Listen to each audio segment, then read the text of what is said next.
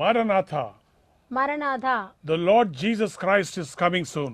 ప్రభువైన యేసుక్రీస్తు వారు తిరిగి మరలా రాబోచు ఉన్నారు. And he is coming back to this world to take up the believers, his own children, to the heavenly place.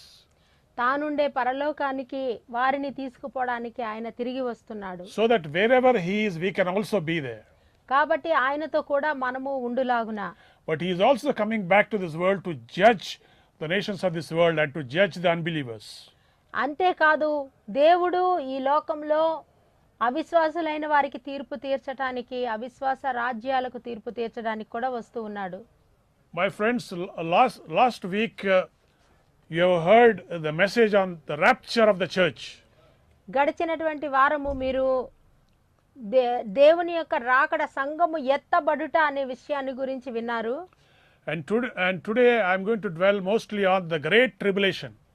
ఈ రోజు నేను ఆ మహాశ్రమలు అనే విషయాన్ని గురించి ధ్యానించబోతూ ఉన్నాము. In Matthew's Gospel chapter 24 verse 21 says, మత్తయి సువార్త 24వ అధ్యాయము 21వ వచనము చూసినట్లయితే, For then shall be a great tribulation, అప్పుడు మహాశ్రమ కలుగును, such as was not since the beginning of the world to this time, మరి ఈ లోకారంభము మొదలుకొని లేనటువంటి మహాశ్రమ, nor ever shall it be. గడిచిన దినము రాబోయే దినములలో కూడా ఇటువంటి శ్రమ కలగదు. And except those days should be shortened, ఆ దినములు తక్కువ చేయబడని ఎడల there should no flesh be saved. ఏ శరీరి కూడా తప్పించబడడు. But for the elect's sake, those days shall be shortened. అయితే ఏర్పరచబడిన వారి నిమిత్తము ఆ దినములు కొద్దిపరచబడతాయి. So here Jesus was talking about a great tribulation that will take place soon after the rapture. అయితే దేవుని రాకడ జరిగిపోయిన తర్వాత, అంటే సంఘము ఎత్తబడిపోయిన తరువాత ఎటువంటి పరిస్థితులు సంభవిస్తాయి అనే దాని గురించి ఇక్కడ యేసు ప్రభువారు మాట్లాడుతున్నారు. He called it a great tribulation. ఆ దానిని యేసు ప్రభువారు మహాశ్రమలు అంటున్నారు. And he says it is difficult to speak in words, nor can we explain how it is going to be.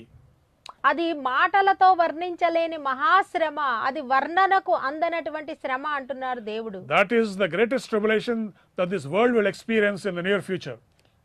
అటువంటి మహాశ్రమ రాబోయే అతి కొద్ది కాలములోనే ఈ ప్రపంచ ప్రజలు అనుభవించబోతూ ఉన్నారు. You know, down through these centuries, we have seen the Jews suffering persecution and tribulation in different countries. ఈ యొక్క చూసినట్లయితే అనేక వందల ఏండ్లుగా, అనేక శతాబ్దాలుగా యూదులైనటువంటి వారు ఎటువంటి శ్రమలు అనుభవిస్తూ వస్తున్నారో చూస్తూనే ఉన్నాము. And we have also seen how Christians were persecuted by the Roman Empire and down through the centuries, and even by the Soviet satellite countries. అంతేకాదు క్రైస్తవులు అనబడినటువంటి వారు కూడా రష్యా దేశాల ద్వారా లేదా నాస్తిక సమాజం వారి ద్వారా ఎన్ని రకాల వేదనలు, శ్రమలకు గురి చేయబడ్డారో కూడా చూస్తున్నాము.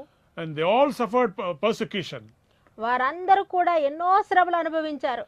And terrible persecution even in the first century. మరి మొదటి శతాబ్దంలో కూడా భయంకరమైనటువంటి శ్రమలు అనుభవించారు. Believers were thrown to the lions. ఈ యొక్క విశ్వాసులైన వారు సింహాలకు ఎరగా వేయబడ్డారు. Believers were made to fight with a bull. విశ్వాసులైన వారు ఎద్దులతో పొడవబడ్డారు, ఈడ్పించబడ్డారు. So even believers were thrown into boiling oil. ఇక మరుగుచున్నటువంటి నూనెలోనికి విశ్వాసులను విసిరివేశారు. So the people of this world called even that a great persecution. ఈ యొక్క ప్రపంచంలో ప్రజలు దానిని గొప్ప శ్రమగా అని చెప్పారు. But Jesus says, కానీ యేసు ప్రభువారు అంటున్నారు, the coming tribulation is 7-year tribulation is going to be great tribulation unheard of any time in history. అయితే రాబోయే దినములలో కలిగే మహాశ్రమలు అనేవి ఇంతవరకు ఎవరు కూడా కని విని ఎరుగని శ్రమలు అని చెప్తున్నారు. You know, sometime back the greatest underground church leader Richard Wurmbrand came to India.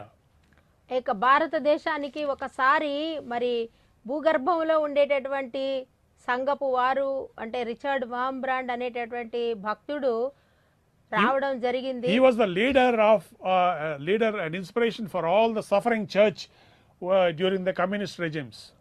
ఆ యొక్క కమ్యూనిస్ట్ వారు పరిపాలిస్తున్నటువంటి ఆయా దేశాలలో ఆయన ఒక సంఘానికి అప్పుడు ఆ సమయంలో దేవుని సంఘానికి ఒక నాయకుడిగా ఆయన ఉంటూ ఉన్నారు. And he was widely respected throughout the world by the Christian world. ఆయన క్రైస్తవులందరి చేత కూడా ఎంతో ఘనముగా గౌరవించబడిన వ్యక్తి ప్రపంచం అంతటిలో కూడా. And one day he came to India, Visakhapatnam.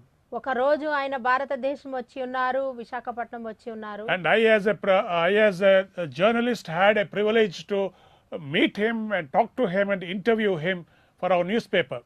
అయితే నేను ఒక విలేకరిగా ఆయనను ఇంటర్వ్యూ చేయడానికి, ఆయనతో మాట్లాడడానికి కూడా నాకు ఒక ధన్యత కలిగింది. So Reverend Richard Wurmbrand told me so many things about what happened, about the sufferings of Christians and tribulation of Christians under the communist rule.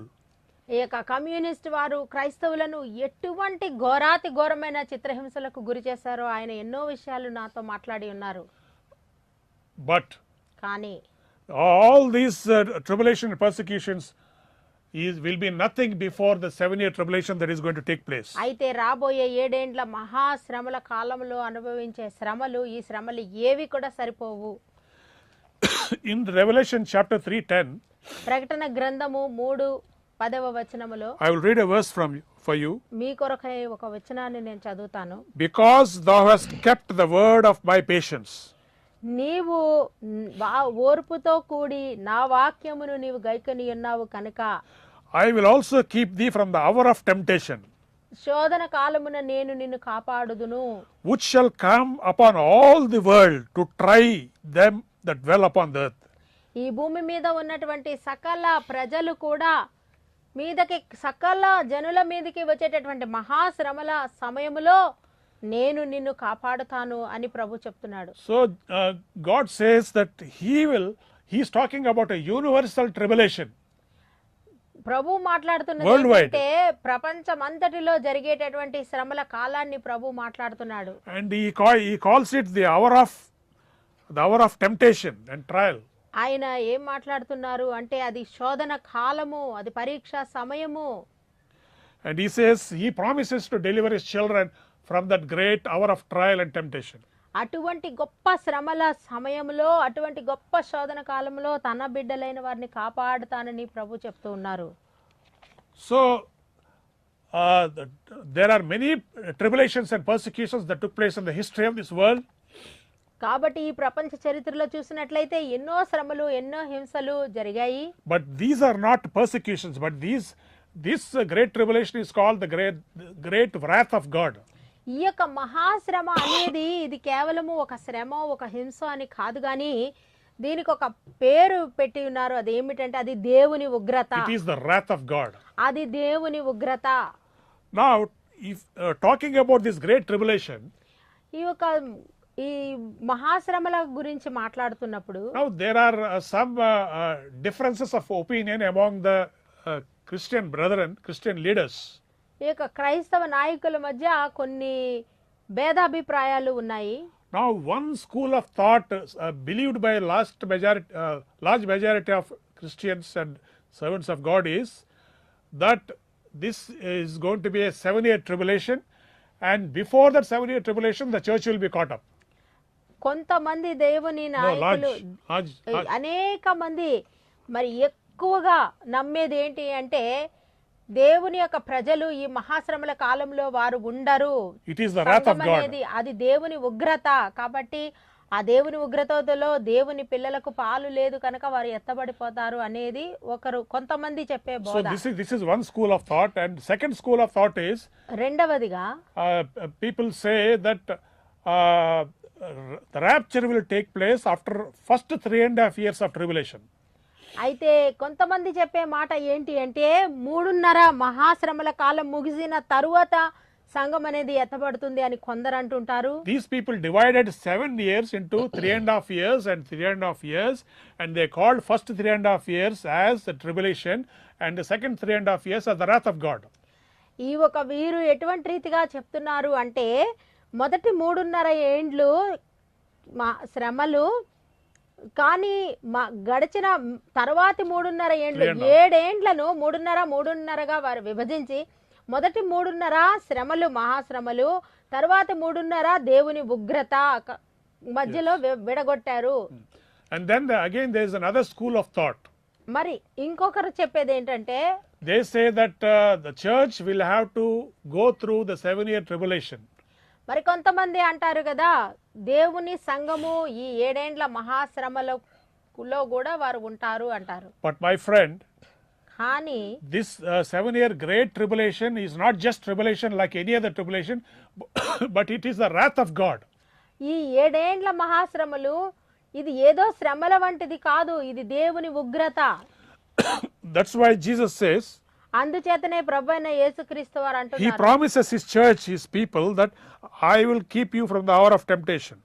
అందుచేతనే ప్రభు అంటున్నారు కదా, నేను నిన్ను శోధన కాలమున నేను నిన్ను కాపాడుదును. So here Jesus promises, says that it is he will save his people from the hour of temptation, which is the wrath of God. దేవుని ఉగ్రత అనేటటువంటి ఆ యొక్క సమయములలో దేవుడు తన పిల్లలైన వారిని కాపాడుదును అని చెప్తున్నారు. So these are 3 types of schools of thought, but I believe with all my heart that the church will be caught up even before the 7-year tribulation. అయితే నేను నా హృదయం అంతటితో నేను నమ్ముతున్నాను, ఈ 7 ఏండ్లు శ్రమలు ఆరంభము కాక మునిపే దేవుని సంఘం అనేది ఎత్తబడుతుందని. God had allowed the church to go through persecution at different times in history in the past, but this is different from this is the wrath of God.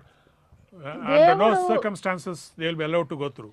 దేవుడు తన ప్రజలైనటువంటి వారు అనేకమైనటువంటి పరిస్థితులు, శ్రమలు, వ్యతిరేకతలు చెలరేగినప్పుడు వారి విషయములలో దేవుడు అనుమతించినప్పటికీ కూడా ఈ ఒక దేవుని ఉగ్రత అనే విషయంలో దేవుడు తన పిల్లలను ఉంచాడు.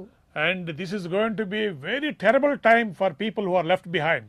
ఎవరైతే దేవుని రెండవ రాకడలో మధ్యాకాశమునకు ఎత్తబడకుండా మిగిలిపోయి ఉంటారో అటువంటి వారికి ఈ సమయము చాలా భయంకరమైన సమయము. Because there will be so many Christians who will be left behind. అనేక మంది క్రైస్తవులు విడవబడతారు. And realizing that rapture had already taken place, they will take a resolution. They will resolve to keep themselves away from the Antichrist rule by deciding that they will not have 666 on their forehead nor on their hand and things like that. అనేక మంది ఈ యొక్క దేవుని రహస్య రాకడలో విడవబడి వారు దేవుని పిల్లలు, వారు దేవుని రాకడ జరిగిపోయింది, అనేక మంది ఎత్తబడ్డారు, వారు మిగిలిపోయారు గనక వారు ఒక తీర్మానం తీసుకుంటారు, ఎట్టి పరిస్థితుల్లోనూ సాతానుకు లొంగము, ముద్ర వేయించుకొనము, 666 ముద్ర నుదుటను గాని చేతిని గాని మేము వేయించుకోము అని తీర్మానించుకుంటారు. You know, during the Antichrist rule, the entire world will be brought up under a single system and network. Without their knowledge, no food will be supplied, no food will be sold, no material can be purchased. ఈ శ్రమల కాలంలో ఒక విషయం ఏమిటి అంటే ప్రపంచం అంతా కూడా ఒకే గొడుగు కిందికి, ఒకే పరిపాలన కిందికి వస్తుంది.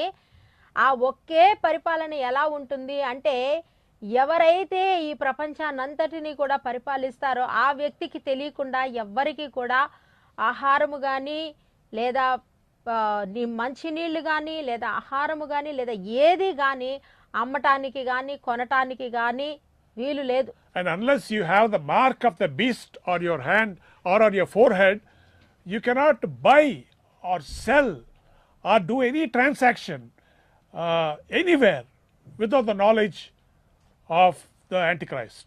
ఆ యొక్క అంత్యక్రీస్తు యొక్క ముద్ర 666 ముద్ర అనేది నుదుటను వేయించుకోకుండా లేదా చేతి మీద వేయించుకోకుండా ఏ వ్యక్తి కానీ ఏ వస్తువు కానీ ఆహార పదార్థం కానీ కొనుటకు కానీ అమ్ముటకు కానీ అవకాశం లేదు. Today the Indian government recently decided that in every sphere of life in Indian economy, Aadhaar card should be linked with every transaction, whether it Aadhaar card with the bank, Aadhaar card with ration card, Aadhaar card with any other transaction. ఈ రోజు భారతదేశ ప్రభుత్వం నిర్ణయించింది ఏంటి అంటే ఈ దేశంలో ఉన్న పౌరులందరూ కూడా ఒక ఆధార్ కార్డు అనేటటువంటి ఒక నెంబర్ కలిగి ఉన్నారు. ఆ నెంబరును, ఆ సంఖ్యను వారు ప్రతిదీ వారు ఏ విధమైన పని చేయవలసి వచ్చినా కూడా ఆ ప్రతి పనిలోనూ ఆ ఒక సంఖ్యను వారు వ్రాసి దానిని బట్టి మాత్రమే వారు ఆ పనిని జరిపించుకోగలరు. Suppose you buy a piece of land మరి నీవు ఒక భూమిని కొనుక్కోవాలనుకున్నా, and register in your name, ఆ పేరు మీద రాయించుకోవాలనుకున్నా Aadhaar card should be linked to that. Aadhaar card ఉండాలి దానికి. And when Aadhaar card is linked to that, Aadhaar card ఉన్నప్పుడు everything that you do will be registered with the government. ఆ యొక్క ప్రభుత్వం వారు ఆధార్ కార్డు మీద ఉన్న సంఖ్య కలిగిన ఆ వ్యక్తి ఏం చేస్తున్నాడు అనేది గవర్నమెంట్ వారి వద్ద అన్ని లెక్కలు ఉంటాయి. Every activity will be monitored by the government in the name of Aadhaar card. Aadhaar card అనేటటువంటి ఒక పేరు మీద ఒక వ్యక్తి, ప్రతి వ్యక్తి కూడా ఈ దేశంలో ఏమి చేయుచున్నాడు అనే దాన్ని గవర్నమెంట్ వారు గమనిస్తున్నారు, పరిశీలిస్తున్నారు. Today, as a shadow of what is going to take place in the Antichrist rule, the entire citizens are brought under the gamut of Aadhaar card. ఈ రోజు భారతదేశంలో రాబోయే అంత్యక్రీస్తు పాలనకు ఒక సూచనగా ఈ రోజు ప్రభుత్వం అందరినీ కూడా, ప్రభుత్వంలో ఉండే ప్రతి రాష్ట్రంలో వారిని, ప్రతి పౌరుణ్ణి, భారతదేశ పౌరుణ్ణి కూడా ఆధార్ కార్డు అనేటటువంటి నెంబర్ కిందకి తెచ్చి ఉన్నారు. Because yesterday when I went to a bank to withdraw my money, those people said first link your card with the bank account, then withdraw money. వాళ్ళు చెప్పినది ఏంటంటే, ఒక బ్యాంకుకు నేను వెళ్ళి ఉన్నాను, మరి నేను ఒక ఆ ధనాన్ని నేను తీసుకోవాలి అంటే వారు చెప్పింది ఏంటంటే, ముందు మీరు అకౌంట్ నెంబర్కి మీ ఆధార్ నెంబర్ మీరు అనుసంధించండి, ఆ తర్వాత మీరు తీసుకోండి అంటున్నారు. So this is how life is going to be miserable under the Antichrist rule.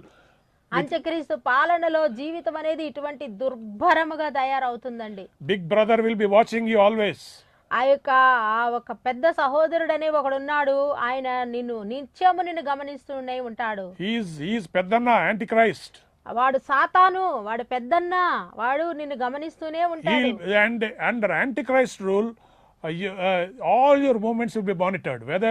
Whether you stay in a cave or a mountain, you're running here, running there, you will be monitored through surveillance system and powerful radars. ఆ యొక్క సాతాను యొక్క పాలనలో చాలా బలమైనటువంటి radar సిస్టమ్లు ఉంటాయి. నువ్వు అరణ్యంలో తిరిగినా, నదుల దగ్గర పరిగెట్టినా, సముద్రంలో దూకినా కూడా వాడు ఆ వ్యవస్థ ద్వారా నీవెక్కడున్నావు, ఏం చేస్తున్నావు అనేది గమనిస్తూనే ఉంటాడు.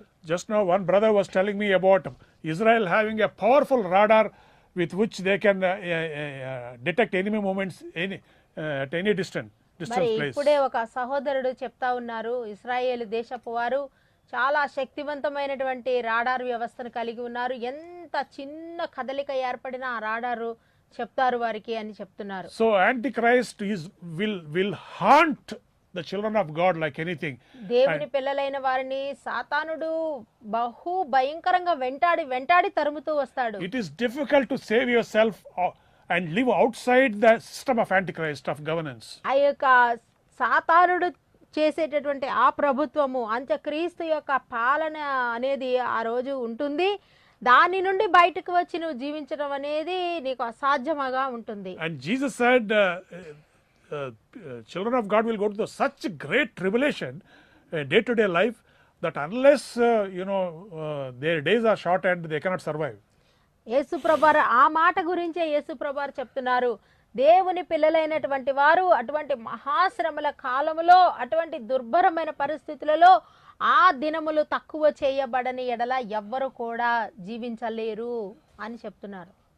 Now today there are so many people in Western countries ఈ దినాన అనేక మంది పాశ్చాత్య దేశాలలో knowing fully well about the coming rapture, ఈ యొక్క రాబోయే రాకడ సమయం అనేది ఒకటి ఉంది, about the రహస్య coming Antichrist, అలాగే Tribulation. ప్రభు వచ్చి వెళ్ళిపోయిన తర్వాత సాతానుడు బయలుపరచబడతాడు, అంత్యక్రీస్తు పాలన అని ఉంటుంది అనేది పాశ్చాత్య దేశాలలో వారు బాగుగా తెలుసుకొని నమ్మి, instead of preparing for the coming of the Lord, ప్రభు రాకడ కొరకు సిద్ధపడడం కాకుండా the Bible asks us one question. Bible ఒక మాట ప్రశ్నిస్తుంది, How shall you neglect how shall you be saved if you neglect so great a salvation? ఇంత గొప్ప రక్షణను మీరు నిర్లక్ష్యం చేసిన ఎడల మీరు ఎలాగూ తప్పించుకొందురు అని How will Bible you save yourself if ప్రశ్నిస్తుంది. you neglect so great a నిన్ను salvation? నీవు ఎలాగ తప్పించుకుంటావు, ఎలాగ రక్షించుకుంటావు ఇంత గొప్ప రక్షణ నీవు నిర్లక్ష్యం చేస్తే? Yes, my dear friends, your soul is so important and precious to God. దేవునికి నీ ఆత్మ ఎంతో విలువైనది, ఎంతో శ్రేష్టమైనది. Your God is interested in the salvation of your soul. దేవుడు నీ ఆత్మ రక్షణ గురించి ఆయన ఎంతో శ్రద్ధ కలిగి ఉన్నాడు. 1 minute of negligence will land you in Antichrist rule. ఒక్క నిమిషము నీవు అశ్రద్ధ పడిచినప్పుడు అది అంత్యక్రీస్తు పాలనలో నీవు వెళ్ళిపోవడానికి అవకాశాలు So ఉంటాయి. having come to know about all this, having information, advanced information on hand, why are you living a neglected life? కాబట్టి ఈ విషయాలన్నీ కూడా ఎరిగి కూడా నువ్వు ఎందుకు నిర్లక్ష్యంతో జీవిస్తున్నావు? It's time to dedicate your life to God, and my believers, rededicate your life to God. ఈ సమయం ఎటువంటిది అంటే నీవు నీ జీవితాన్ని ప్రభుకి సమర్పించే సమయము, విశ్వాసులైన వారు తిరిగి సమర్పించుకునేటువంటి సమయము. It's time to give your life to Him.